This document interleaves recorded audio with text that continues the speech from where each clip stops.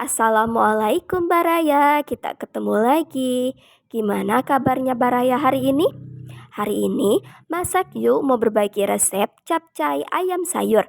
Bahan-bahannya sudah Masak Yuk tulis ya. Pertama-tama, Masak Yuk tumis dulu bawang bombay sampai wangi. Tambahkan keriting merah, keriting hijau, dan aduk merata.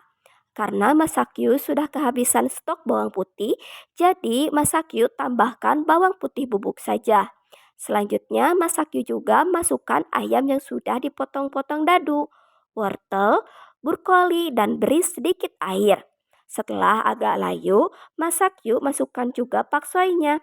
Tambahkan bumbu pelengkap, penyedap, micin, gula, ladaku, saus tiram, dan aduk merata.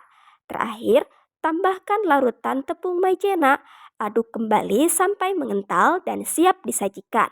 Selamat mencoba resep ala Masak Yuk.